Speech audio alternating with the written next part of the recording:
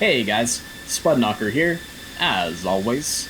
And today I can't tell you guys how excited I am to finally have my hands on the DCS World Syria map. I know that myself and a bunch of you guys out there have been super excited and have been waiting for a very long time to get your hands on this map, and now that it's finally here, it's giving me goosebumps because, for me, I can't tell you how many hours I've spent researching, analyzing, and writing papers on the Israeli Air Force, and specifically in their performance in the 1982 Lebanon War. And so to be able to actually jump into and sit in the cockpit of an F-16A Nets at Ramat David Air Base in a full fidelity, incredibly detailed map and simulator like DCS World is an absolute dream come true, and it is just very, very cool. So we've got F-16A Nets number 107 of the Phoenix Squadron in front of us here in a hardened aircraft shelter here at Ramat David Air Base. And this F-16 actually participated in the raid on the Osiris reactor complex near Baghdad, and then went on to shoot down a few Syrian MiGs during the 1982 Lebanon War. The keen-eyed among you will see that we've got a couple AIM-120 AMRAAMs, two AIM-9Xs as stand-ins for Python 4/5 air-to-air missiles that would be on a typical Israeli F-16, as well as a pair of GBU-10 2,000-pound laser-guided bombs, and of course a few drop tanks, because the F-16's legs are not that long. As you guys know, we've also got a joint helmet-mounted queuing system on our pilot up front there, and Israeli F-16 would be using an Elbit Dash Systems helmet-mounted sight, but doesn't really matter too much, just small things here. So why don't we go ahead and hop into the cockpit here and get started. So in a hot start here in DCS, not everything is turned on and ready for combat, so why don't we go ahead and get our jet set up and ready to go. Got that good to go. Got our RWR turned on. We'll go to TWS, 60 nautical miles at a 2-bar scan at 30 degrees azimuth. We'll get our link 16 on. Got our mids on. Our oxygen's flowing. INS is good to go. IFF is good. External lights, that's important. And we'll go ahead and start our taxi on out. One thing that I'm also super excited for here with this update to DCS World that came along with the Syria map is the AOA indexer can now be turned all the way off in the DCS F-16. That is a very important and very nice feature to have, specifically when flying at night, when that AOA indexer would just absolutely blind us and bloom out our NVGs. As we can see here, we've got an E2 circling off the coast. Israel is one of the operators of the E2 Hawkeye, and he's going to be providing AWACS support as we scramble out here to drop some LGBs on some Iranian IL-76s, dropping off an arms shipment for Hezbollah and Syrian-aligned Iranian militias within Syria, here fighting the Syrian civil war. Of course, that's very much against the interests of Israel, and so our job is to go out and drop these beautiful GBU-10s and completely obliterate those IL-76s. So let's go ahead and taxi out and get started. We're going to taxi out via taxiway Echo to runway 27.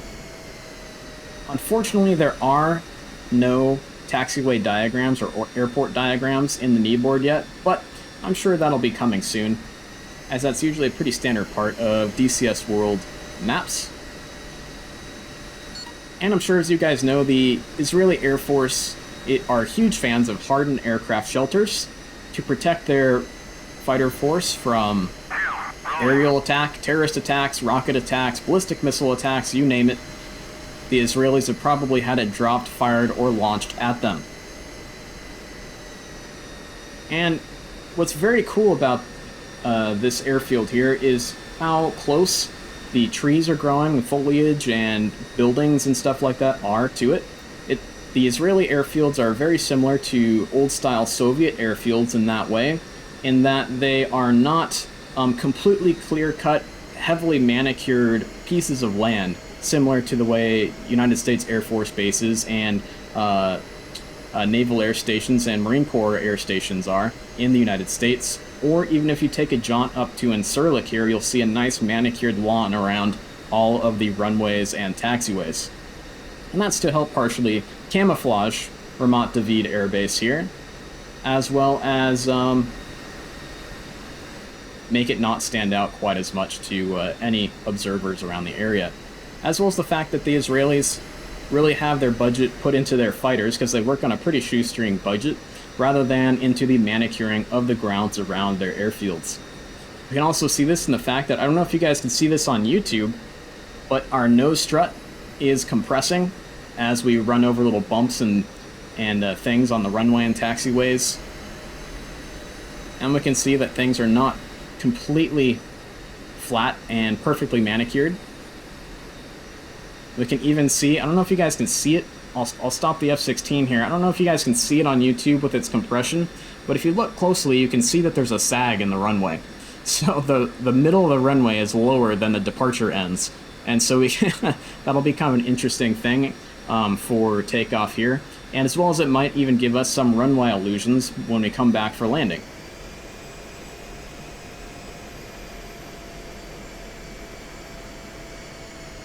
So things are not nearly as perfect here at Ramat David as they would be at, say, Nellis Air Force Base on the Nevada map. And we'll get past this displaced threshold onto runway 27, and we'll start our takeoff roll momentarily. This is my very, very first flight on the Syria map. And so if you are at work or you're at home and you haven't been able to download the Syria map yet or fly in it yet, you'll be experiencing it for the first time along with me. I'll give some first impressions and things like that. But so there's some first impressions there for you guys, is that Ramat David Air Base is very, very cool and very, very different from any of the air bases that are in DCS World. The closest analogies might be those old Soviet airfields on the Georgian map. So it looks like our wingy is back there, ready to go. Let's do a sweep around our cockpit. Oxygen's flowing. We're good to go there. Bring some power to our targeting pod. And here we go. Full afterburner. Turn off to the left there. Turn off the nose wheel steering.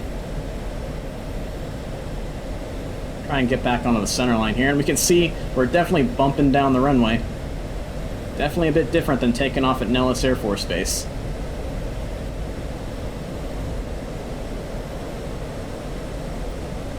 Bring the gear up. And we'll just go for a 5-degree nose-up climb. And we can see that runway 27 here at Ramat David puts us straight into a mountain. So if you're flying on IMC or in the dark, we just got to make sure that we're definitely above that mountain as we climb out from that runway 27, as well as that may affect how we come in and may affect our landing pattern here at Ramat David as well. So we'll go ahead and proceed almost due west off of runway 27 out to the water here, and we'll take a look at things, and we'll curve around Haifa and the port of Haifa as well. So we've got a little bunker complex down there. It's pretty cool. That could be kind of a cool hidden little target for those of us who like to play for the red side here in DCS. These trees are really, really pretty. I really love the kind of the speckled rock and grass textures that are behind the trees. It really gives what feels like to me a lot of depth to that little like foresty area we're flying over here. We'll slow it down and let our wingmen catch up. Looks like our laser code's 1577.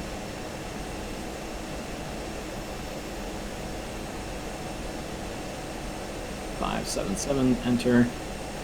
We know our wingman's 1688. Enter. We'll just enter that just in case for our LST. And we'll start to curve our way around the coast. The water is very transparent. It's very cool.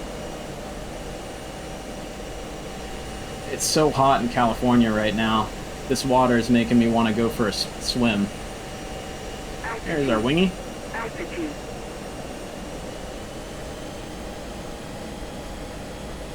So As you guys may have noticed from Wags' videos on the Syria map, we can see that the Syria map is massive. It's absolutely huge.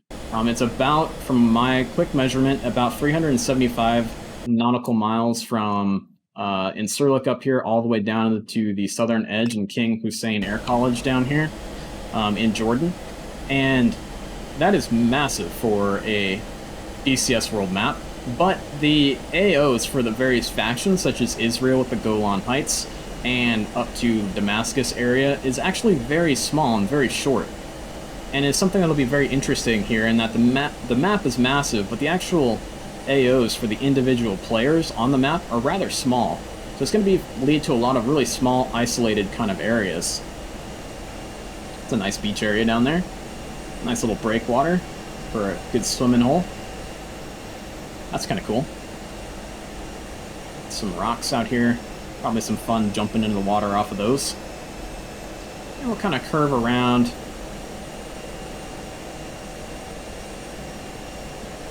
Here's the town of Haifa, or city of Haifa, with its port area.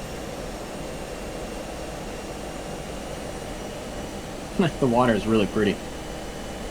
Around the actual shore area, there is some shimmering in those textures, which seems to be kind of a legacy thing with Ugra Media. A lot of the transparent textures on the Normandy map were quite shimmery and were quite annoying, but I'm only seeing it on the shoreline here.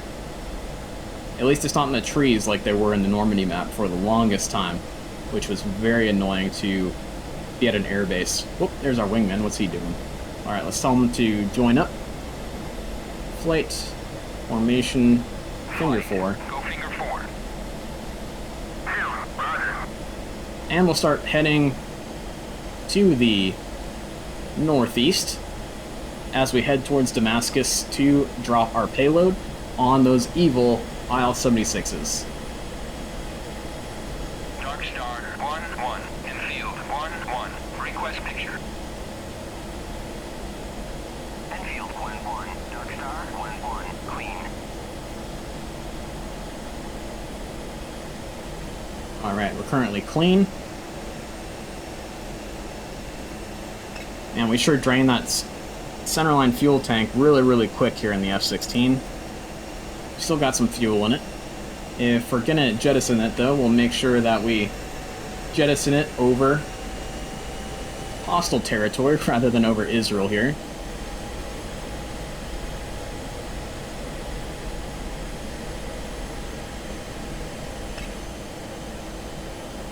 Yeah, but I'm very, very excited to fly an Israeli F-15 and shoot down a bunch of MiG-25s over the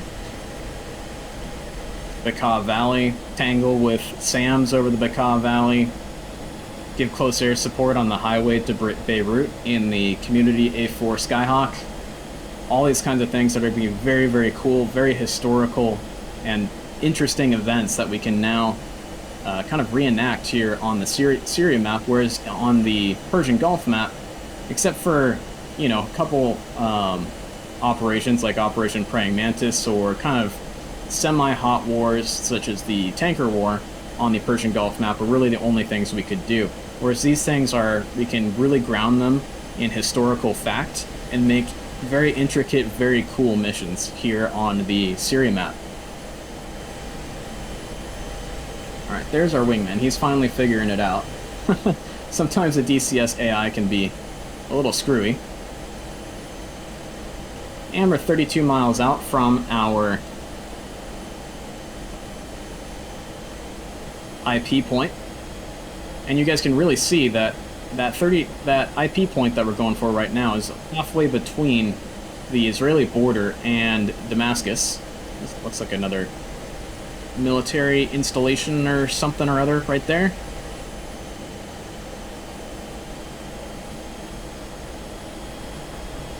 And of course we've got the Dead Sea connected to the Jordan River as it flows north, or flows south from the north, and then will flow south again from there.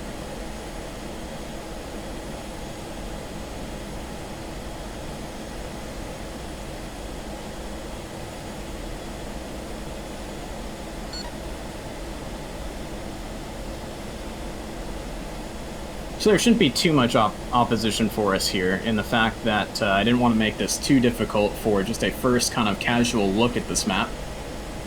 But the valleys and things like that sure are really pretty, really cool to fly over. Of course, I don't like to fly at high noon with the sun directly overhead. It just makes things look really washed out and bright and not so interesting. Whereas if we keep the sun at more of an angle, it'll give us shadows, some relief, increased saturation and contrast on the beautiful terrain below us. Looks like we flew over some kind of kibbutz type farms, small farm areas. As we cross over into Syria, we're now ready for anything out in front of us. We're fenced in and ready to go. Let's see if we've got anyone coming up to play with us. 1-1 in field. 1-1. Request picture. Oh. Looks like I spoke too soon. 158 for 100 at 7,000.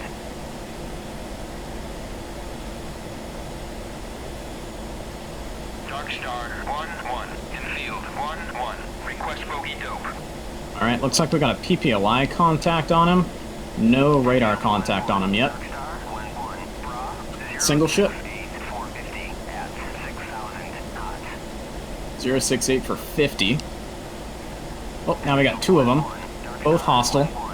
Now we got them on radar.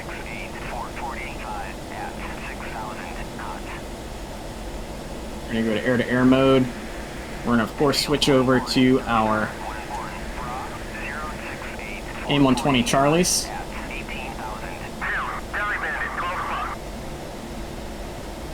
And why don't we go ahead and bring up some altitude. We're going to go AWACS. Dark Star 1-1 in field. 1-1. Declare. Contact bearing 068.35. Alright, so we'll set up for this engagement. We'll fire BVR on this leader out here. If we miss, we'll get another one off on him, and then we'll switch over to AIM-9Xs for the wingman, just in case we don't finish them off with the AIM-120s. So, we've got our wingman here.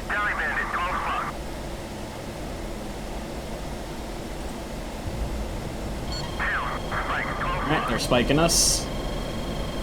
And we'll go ahead and wait just a little bit. We're at a lower altitude, so we can't get quite the range out of our missiles here. We're going to increase our airspeed. We can see some fires from the Syrian civil war out in front of us now. We're within max range, calculated max range. They're now within visual range, so we can go ahead and fire one of those. We got a missile launch on us. We're going to start it first. We're going to beam them.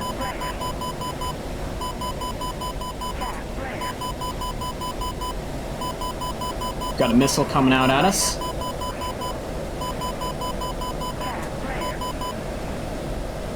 Alright. We're going to come around. Got another missile launch on us.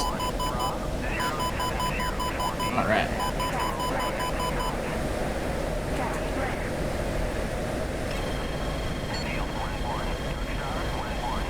Okay, so we've got missiles on the trailer, it looks like.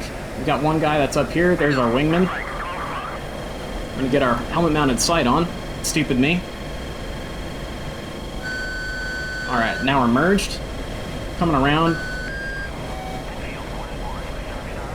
Kind of hoping right now that we did splash that other guy. We're gonna come around, just pulling hard so that we can get a Hobbs shot off on him. We're gonna see if that one works. There it goes. And splash. And there's our wingman. Make sure we don't get hit by the wreckage of our fallen foe over there.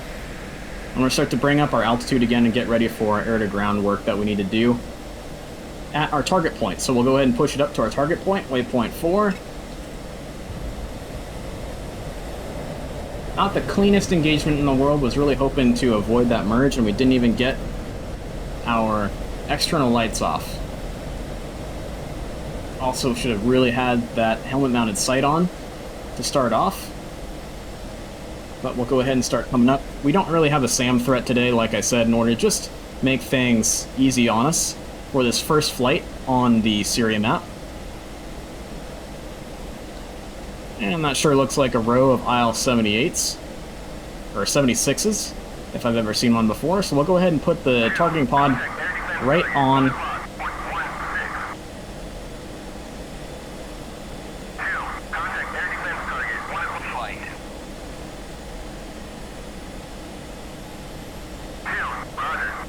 and there's no real reason to gain too much altitude here.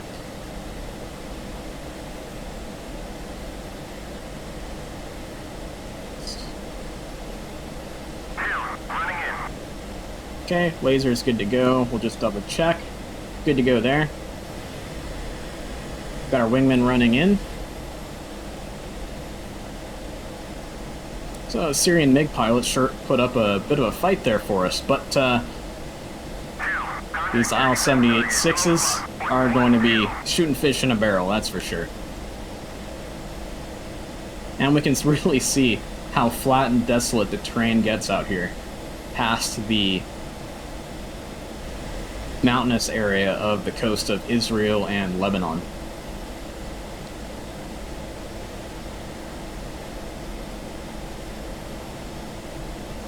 And weapons release. There goes the laser. And we'll just hold a nice steady course.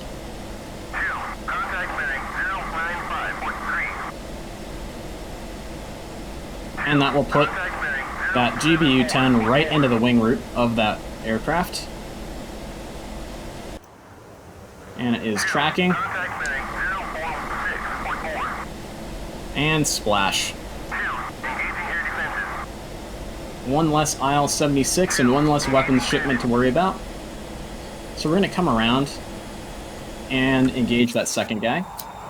And we can see our wingman did the exact same thing. We can see those smoking IL-76s, two of them down there. So he's now going to go for that fourth one in the row. I'm going to come around to the north and re-attack from that direction.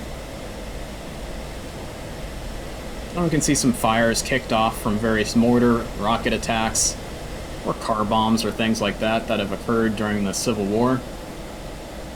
Like, one of the things that will really interest people and really surprise people flying on this map, if you haven't really been watching Wags' Syria map videos, is the wide variety in the terrain. A lot of people tend to think of Israel or Lebanon being just a desert country, but in reality, that couldn't be further from the truth. There's quite a few forests, a lot of greenery and farming areas.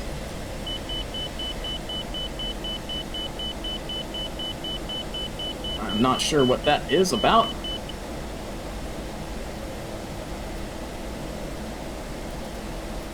I've never actually heard that warning in the F-16 before. That's probably not a good thing to admit.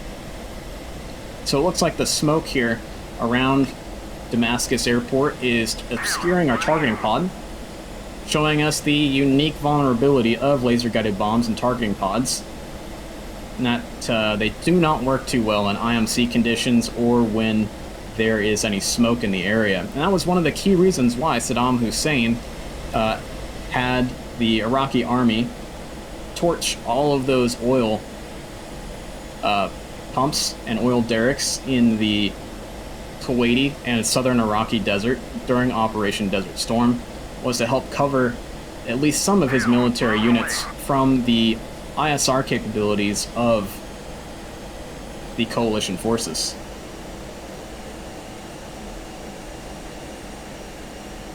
So we'll see our wingman's weapon detonate here momentarily if we look at our screen.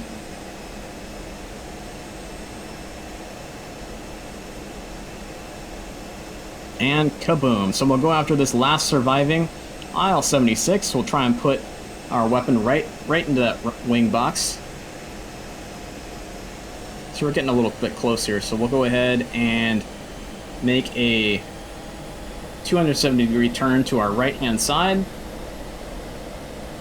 Handling of our F-16 right now really sucks, having a 2,000-pound asymmetrical loadout with a massive moment on our right wing and 0 on our left wing.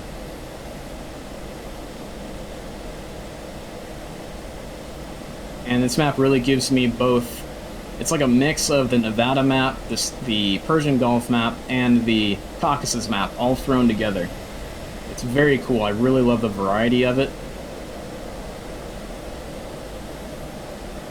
So as we just made that 270-degree turn, we just saw quite a few different landscapes all thrown together.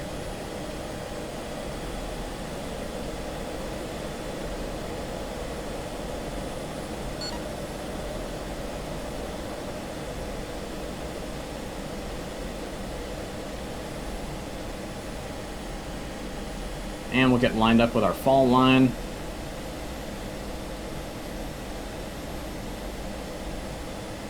Weapon release authorization. Ka-chunk. There goes that bomb. And there goes the laser.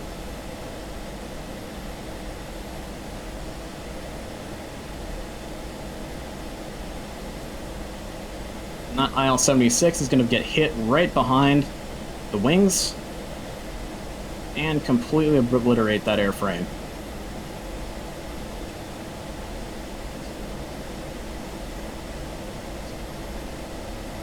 And one less illusion in the world. Alright, good shack. Okay, let's go ahead and find and gather our wingman, and we'll head back on home, back to Ramat David Air Base, to make a landing.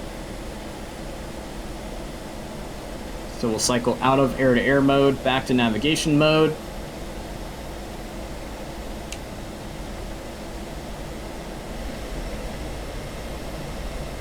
So these mountains around here give me a really good kind of impression of the Nevada map with its rolling hills that can really only be seen really well and really nicely when you've got the sun starting to set, especially these little rolling hills right out in front of us right here. And we've got larger, taller mountains out in the background that are kind of more reminiscent of the Persian Gulf map.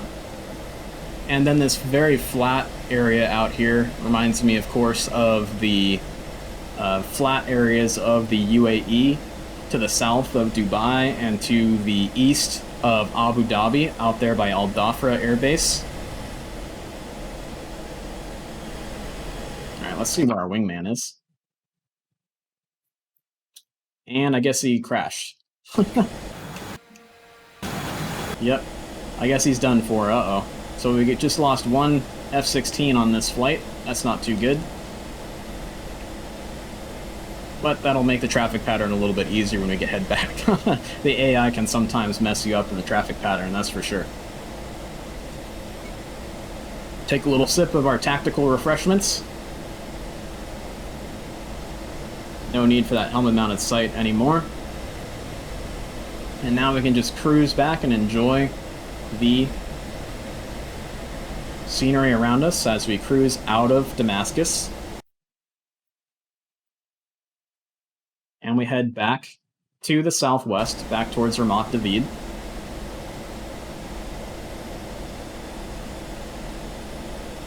And it's definitely given me huge Nevada NTTR vibes, these hills around this area.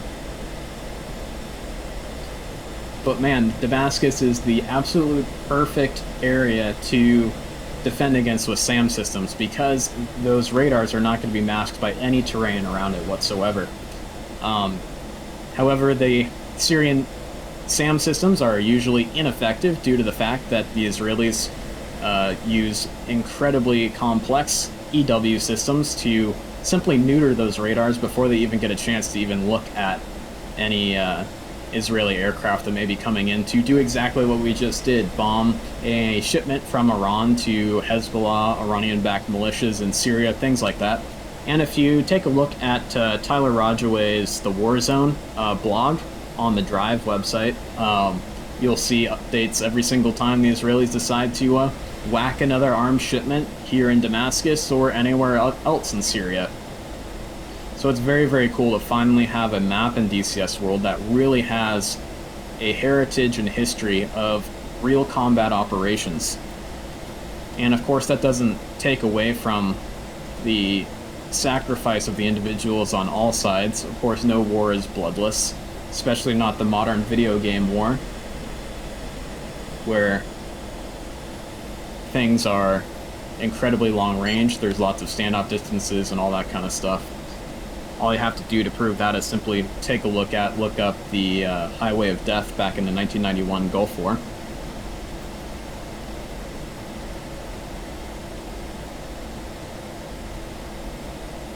And we'll take a nice flight right over the top of the Dead Sea.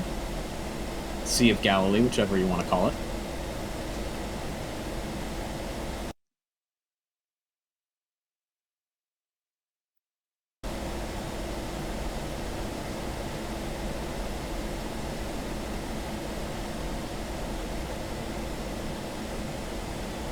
I'll just trim the jet out a bit here.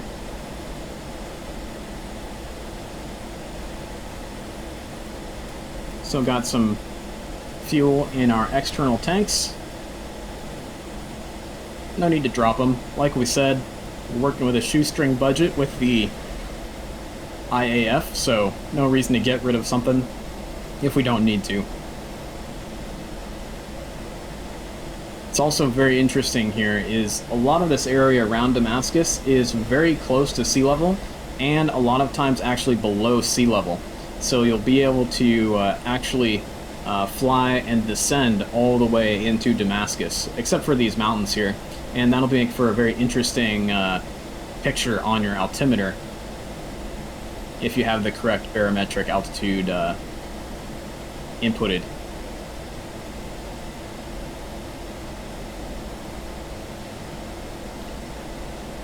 And we'll go ahead and drop down to a lower level. Keep in mind that once we cross the Jordan River back across the sea, we'll be back in Israeli territory and be a lot safer. So if you have a problem over Damascus, get over the Jordan River, then eject. Ejecting in Lebanon is better than ejecting in Syria. Ejecting in Israel is of course better than both of those situations.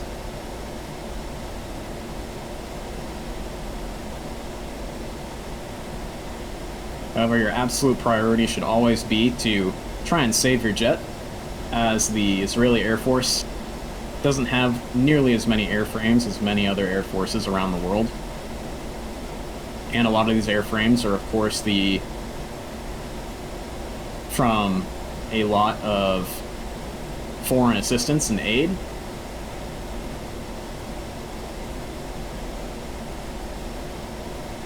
And so we're coming in for a heading of 251 degrees, almost directly in line and on course for runway 27 at Ramat David. So we'll make an interesting pattern into here. I believe we'll have to drop down over some mountains in order to actually get to pattern altitude. And we can see as the time of day has changed, the sun gets lower on the horizon. The water is becoming less transparent. Pretty cool. Of course, we've seen that on other maps as well. We can see the muddy bottom when we look straight down into the water. This is the Israeli side. You can see that the towns look a lot more vibrant, a lot more alive. A lot more buildings and things on the Israeli side than on the Syrian side. And so here are the mountains that I knew we'd have to drop over to actually get down on top of the airfield at pattern altitude. So we're going to go for a radar altimeter height of roughly about 1,500 feet for pattern altitude. And why don't we take a look here? Got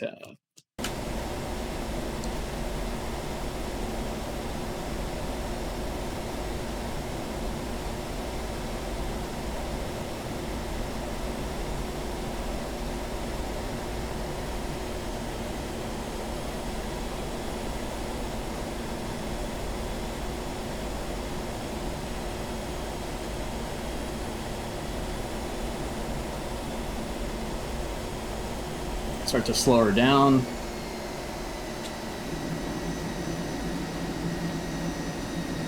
Yeah, we can see runway 27 right there. So we'll try and get ourselves in line with it.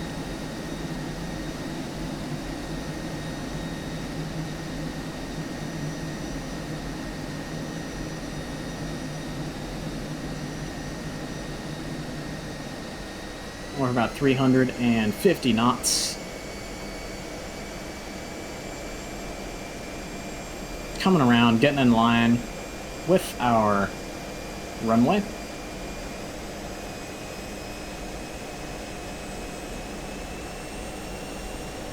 Of course, if you guys know, the F-16 is an incredibly slippery jet, and so your throttle is going to be unnervingly low while you are in the traffic pattern.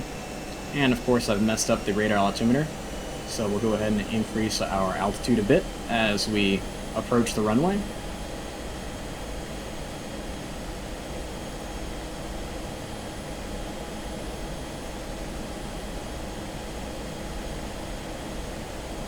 Getting a bit fast, that's alright. Definitely have to be cognizant of that town and the little mountain or hill that it sits upon as we turn into the pattern. Air brake out.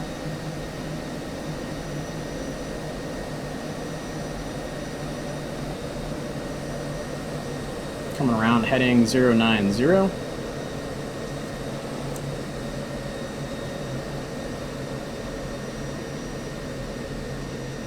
Gears coming down. There's the runway.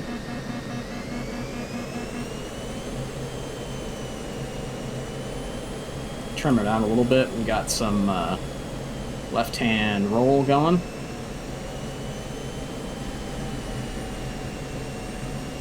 And we'll start just a gentle descent around in this turn. May have to modify this pattern a little bit because of this town and this mountain.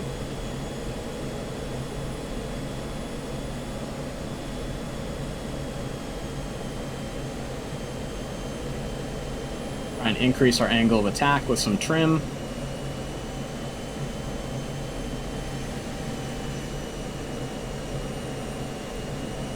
These guys in this industrial area right here must get a perfect view of lots of IAF aircraft as they come around for landings here on runway 27.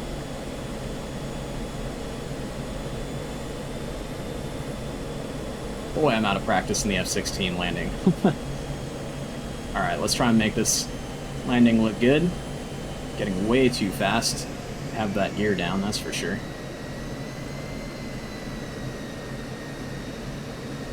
And as we start to get slower and slower, we want to block in a little bit of throttle just to ensure that we don't fall out of the sky.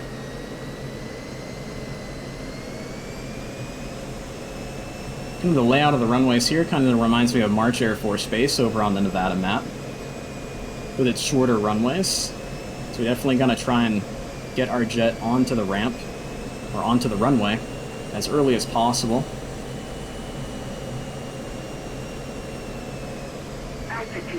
Oh, a little bit of a bounce. Not too bad. Keep that aero brake going. Bringing in more and more and more pressure, backstick pressure, till it just won't stay up there anymore. And we'll start hitting the brakes.